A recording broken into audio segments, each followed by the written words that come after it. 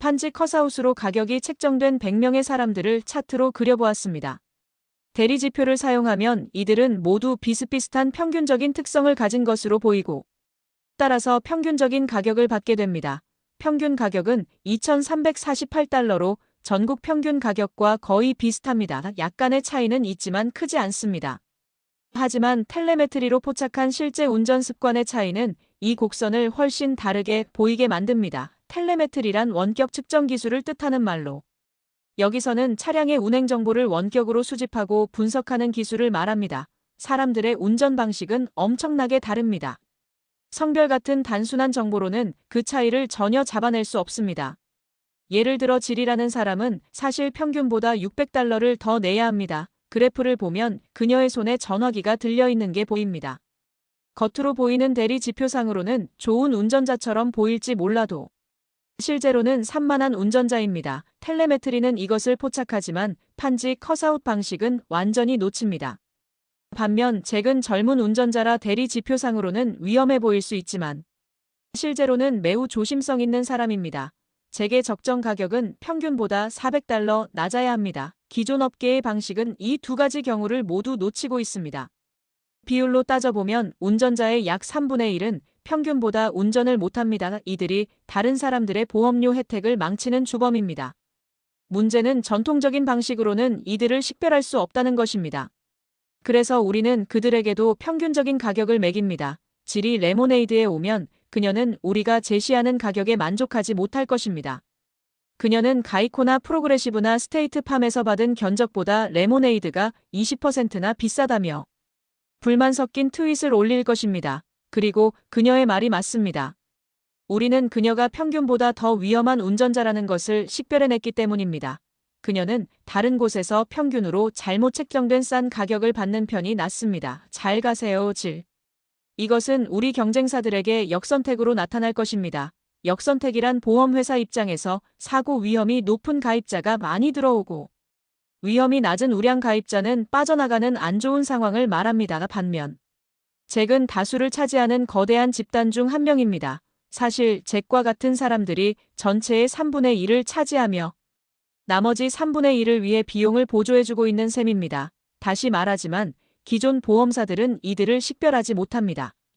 잭이 레모네이드에 오면 우리는 그가 운전하는 방식을 보고 17% 할인을 해줍니다. 그의 위험도에 비례하는 요금입니다. 그는 400달러를 절약하고 파격적인 가격이라고 느낄 것입니다. 잭님 환영합니다. 이것이 바로 정선택의 모습입니다. 정선택은 역선택의 반대말로 위험이 낮은 우량 가입자들이 모여드는 좋은 상황을 뜻합니다. 종합해보면 우리의 텔레메틱스는 고객의 3분의 2에게 보험료를 약 15% 낮춰줄 수 있습니다. 이것은 틈새 시장을 노리는 전략이 아니라 거대한 메인 게임입니다. 15%라는 수치가 귀에 익숙하게 들린다면 누군가 15분 만에 15%를 절약해줄 수 있다고 약속하며 400억에서 500억 달러 규모의 사업을 만들었기 때문일 겁니다. 15%는 게임의 판도를 바꿉니다. 이것이 바로 이 시장에서 리더십을 확립하는 방법입니다. 앞서 언급했던 질문으로 돌아가 보겠습니다. 모든 보험사가 텔레메틱스를 하지 않나요? 90년대부터 있었고 프로그레시브가 발명하지 않았나요? 타당한 질문입니다. 하나씩 짚어보겠습니다. 모든 보험사가 텔레메틱스를 한다는 말은 하다라는 단어와 텔레메틱스라는 단어를 어떻게 정의하느냐에 따라 달라집니다. 우선 실제로 텔레메틱스를 하고 있는 회사가 얼마나 되는지부터 시작해 봅시다. 이에 대한 데이터는 조금 부족하지만 월스트리트 저널이 3년 전에 이를 대서특필한 적이 있습니다. 그들은 미국 내 보험 계약 중 4% 미만만이 텔레메틱스를 사용한다고 주장했습니다. 5%나 6%라는 수치도 받고 그동안 성장해왔으니 저는 9%로 반올림했습니다. 정확한 수치는 모르겠지만 레모네이드는 업계 평균보다 10배 더 많이 텔레메틱스를 사용합니다. 기존 보험사 중 일부는 특정 채널에서 9%보다 잘할 수도 있고 못할 수도 있지만 전체적으로 볼 때 레모네이드는 업계 전체보다 10%가 아니라 10배 더 많이 텔레메틱스를 활용합니다. 하지만 솔직히 이것은 시작에 불과합니다. 왜냐하면 우리가 텔레메틱스라고 말할 때의 의미와 그들이 하다라고 말할 때의 의미가 다르기 때문입니다. 경쟁사들의 텔레메틱스 정책은 지속적으로 사용되지 않습니다. 그 9%는 변함없이 2주, 3주, 4주 동안만 텔레매틱스를 실행하고 중단합니다. 프로그레시브의 프로그램 이름이 스냅샷인 이유는 그들이 잠깐 사진을 찍듯이 정보를 수집하고 가격을 매긴 뒤 끝내버리기 때문입니다. 그래서 다른 누군가가 텔레매틱스를 하고 있다고 말한다면 가장 잘 봐줘도 몇 주 동안 하다가 가격을 매기고 중단한다는 뜻입니다. 이것은 레모네이드가 말하는 텔레매틱스가 아닙니다. 우리 비즈니스의 92%에서 텔레매틱스는 여러분이 운전하는 방식에 대한 데이터를 지속적으로 생성하고 스트리밍합니다. 이것은 10배가 아니라 업계 나머지 대비 100배의 차이입니다. 이것이 왜 그렇게 의미가 있을까요? 두 가지 이유가 있습니다. 첫째는 가격입니다. 처음 30일 동안 얻는 데이터가 아예 없는 것보다는 낫지만 지속적인 텔레매틱스만큼 좋지는 않습니다. 우리의 실증적인 데이터에 따르면 중간값 사용자의 텔레매틱스 점수는 첫 30일이 지난 시점과 1년이 지난 시점 사이에 23%나 변합니다. 이토록 민감한 시장에서 23%는 엄청난 차이입니다. 그리고 보험금 청구 문제가 있습니다. 지속적인 텔레매틱스를 사용하지 않으면 사고가 난 충격의 순간에 아무것도 모르게 됩니다. 사고를 심사하는 구식 방법으로 돌아가는 것입니다. 레모네이드는 다릅니다. 우리는 당신의 차에서 실시간으로 스트리밍되는 고성능 정밀기기를 통해 충격 순간에 당신이 무엇을 했는지 모든 것을 측정합니다. 우리는 충격의 역학, 위치, 시간, 속도, 방향을 모두 알 수 있습니다. 우리는 이 정보로 많은 것을 할 수 있습니다. 첫째, 우리는 당신을 도울 수 있습니다. 당신의 전화기가 사고가 나셨나요? 구조대가 필요하신가요? 라고 물을 것입니다. 둘째, 보험금 청구를 시작할 때 우리가 이미 많은 정보를 가지고 있기 때문에 사기를 획기적으로 줄일 수 있습니다. 우리가 당신의 운전 방식을 엑스레이처럼 들여다보고 있는데 거짓말을 얼마나 할 수 있겠습니까? 또한 청구 심사에 드는 시간과 비용을 획기적으로 줄여줍니다. 우리가 텔레매틱스라고 말할 때 다른 모든 사람들과 다른 의미를 갖는 층위가 하나 더 있습니다. 레모네이드의 텔레매틱스는 독자적인 기술입니다. 우리는 데이터 과학 회사입니다. 여기서 저는 텔레매틱스를 사용하지 않는 경우를 기준으로 삼았습니다. 가로축은 낮은 위험에서 높은 위험으로 이동하고 세로축은 시스템이 위험 변화를 감지하고 일치시키는 능력을 보여줍니다. 비교를 위해 판지 컷아웃, 즉 대리지표를 사용하는 경우를 인위적으로 평평한 기준선으로 잡았습니다. 전통적인 텔레매틱스 즉 업계 표준 텔레매틱스는 지속적이냐 아니냐를 떠나 그 배후에 있는 데이터 과학에 대해 이야기해 보겠습니다. 보험회사가 누군가 브레이크를 밟았다는 사실을 알았을 때 그것이 어떤 위험을 의미하는지, 요금으로 어떻게 환산해야 하는지, 그것이 무엇을 의미하는지 아는 것은 어려운 일입니다. 행동을 위험으로 매핑하는 것은 데이터 과학 머신 러닝 딥 러닝의 과제입니다. 제가 알기로 수십 수백 개의 기존 보험사 중 이 힘든 일을 직접 해낸 곳은 단 한 곳뿐입니다. 나머지는 모두 우리가 처음에 시작했던 것과 같은 기성품 조회 테이블을 사용합니다. 조회 테이블이란 미리 계산된 값들을 표로 만들어 놓고 필요할 때 찾아 쓰는 단순한 방식입니다. 그래서 우리는 그것이 얼마나 제한적인지 잘 알고 있습니다. 물론 그것도 낮은 위험과 높은 위험을 감지하는 데 있어서 기준선보다는 낮습니다.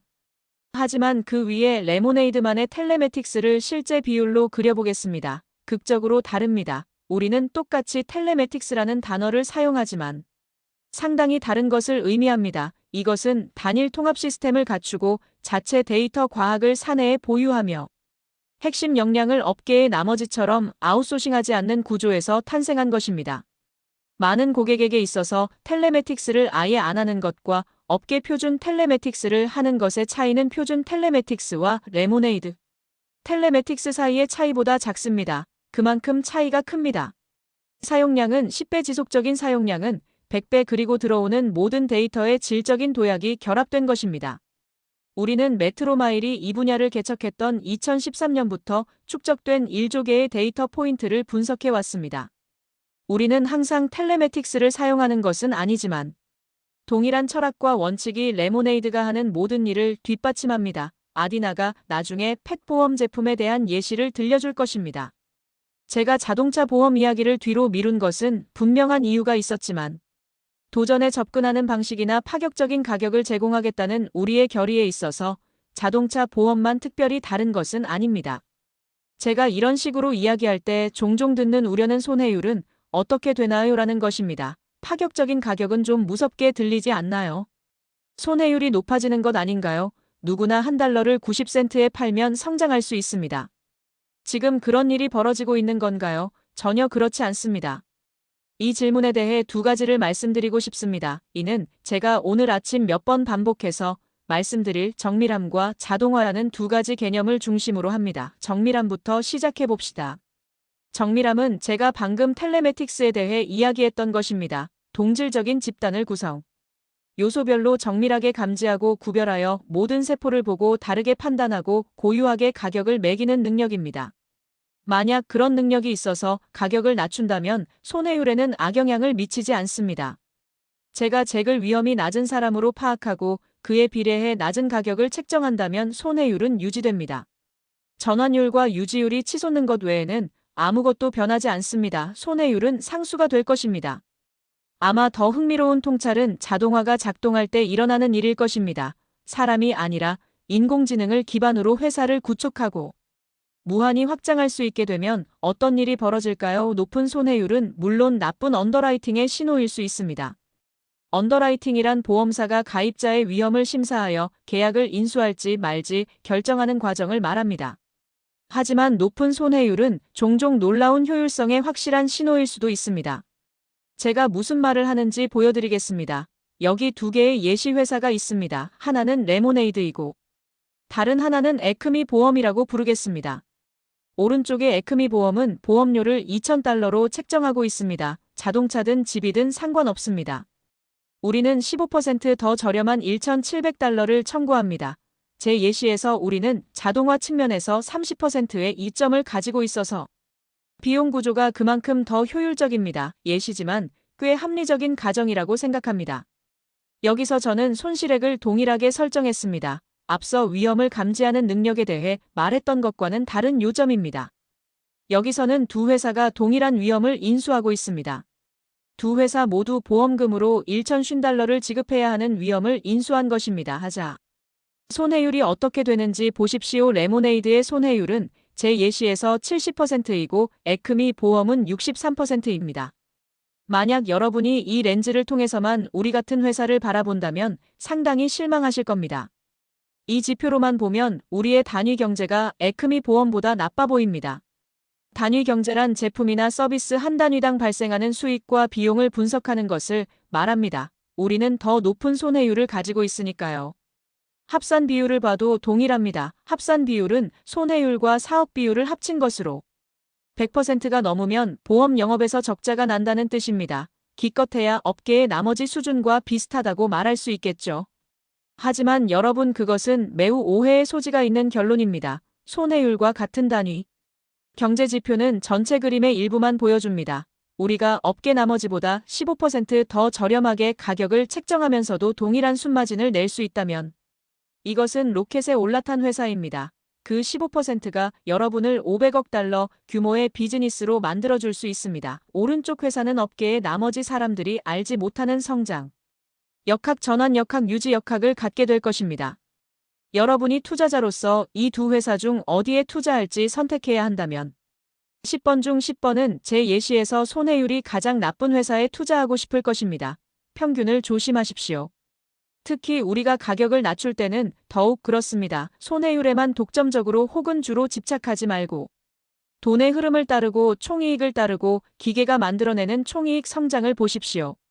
하지만 이것은 더 깊은 곳까지 들어갑니다. 사실 이것은 우리 전략의 가장 핵심적인 부분입니다. 창립 이래 처음으로 2015년 회사가 설립되던 당시 첫 번째 경영회의에서 팀과 공유했던 프레젠테이션의 스냅샷을 여러분과 공유하고 싶습니다. 변경되거나 조작되지 않았습니다. 이것이 당시의 전략 슬라이드였습니다. 몇 가지 눈에 띄는 점이 있을 겁니다. 하나는 우리가 아직 분홍색을 발견하지 못했다는 점이고 다른 하나는 우리 자신을 세계 최초의 P2P 기술, 보험회사라고 부르는 게 얼마나 어리석은 일인지 깨닫지 못했다는 점입니다. 발음하기도 힘드네요. 하지만 변하지 않은 다른 것들도 눈에 띄실 겁니다. 기술 인공지능 여러분. 2023년이 아니라 2015년입니다. 2015년에 누가 인공지능을 비즈니스의 기반으로 이야기했습니까? 그리고 건드릴 수 없는 가격. 이것들이 우리가 첫날부터 제시했던 포인트들입니다. 하나씩 살펴보겠습니다. 저는 기술에 대해 이야기한 다음 어떻게 건드릴 수 없는 가격에 도달했는지 설명하겠습니다. 기술과 인공지능은 우리에게 두 가지 심오한 이점을 제공합니다. 그것은 구조적 이점이며 그 구조적 이점은 경쟁 우위를 낳습니다. 이 부분은 빨리 넘어가겠습니다. 익숙한 내용이기를 바랍니다.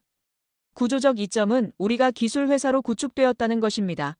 우리는 수직적으로 통합되어 있습니다. 방금 텔레매틱스 예시에서 보셨듯이 우리는 다른 사람들이 할 수 없는 일을 할 수 있습니다. 오늘 오전 내내 우리 시스템의 장점을 보여드릴 것입니다. 우리는 단일 독자 시스템을 갖추고 있어 고객과의 모든 접점에서 데이터를 수집하고 배포하며 갈수록 점점 더 똑똑해집니다. 기존 보험사들과 비교해 보십시오. 이것은 가이코를 소유한 버크셔 해서웨이의 부회장 아지트 자인의 말입니다. 작년에 그는 가이코가 서로 제대로 통신하지 못하는 600개 이상의 레거시 시스템을 가지고 있다고 말했습니다.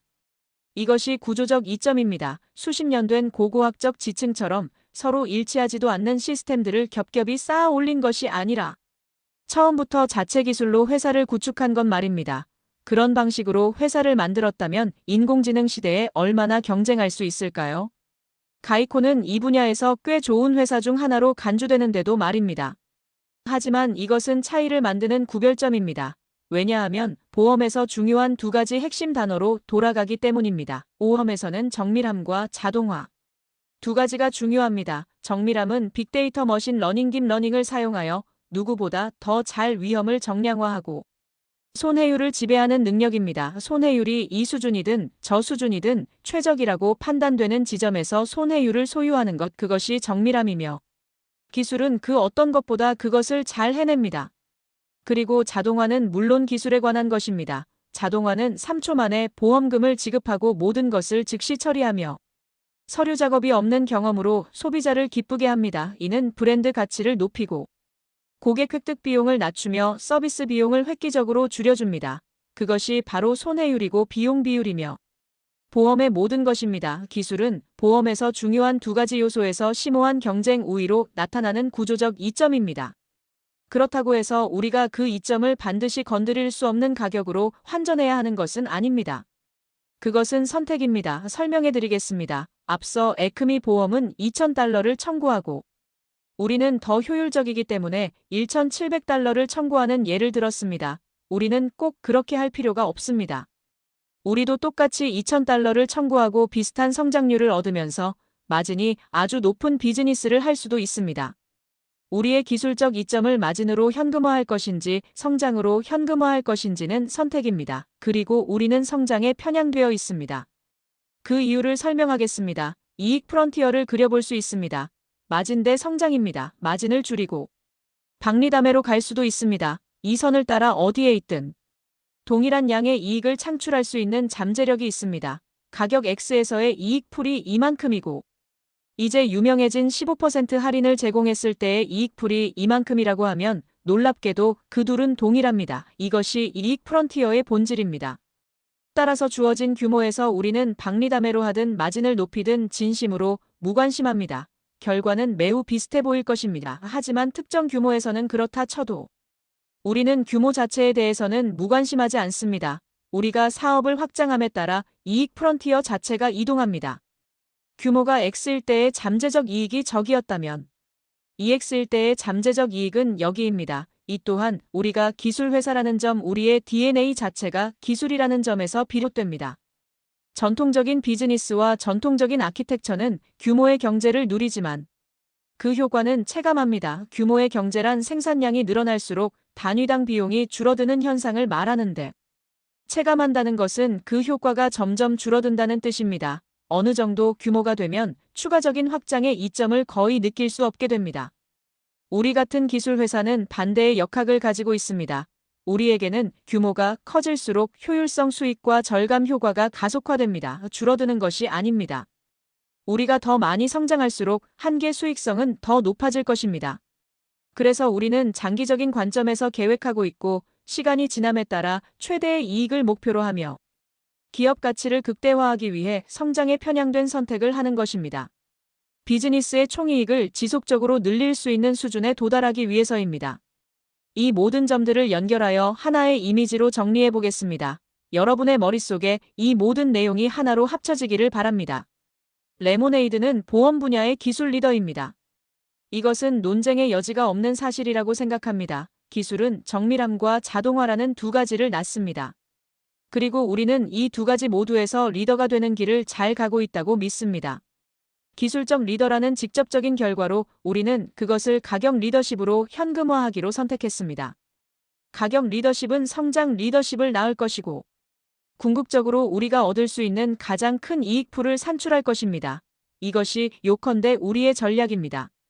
여기에는 또 다른 역학이 작용하고 있습니다. 프론티어가 이동하는 이유는 규모가 커질수록 우리의 자동화 이점이 복리로 불어나고 규모가 커질수록 우리의 정밀함 이점이 복리로 불어나기 때문입니다.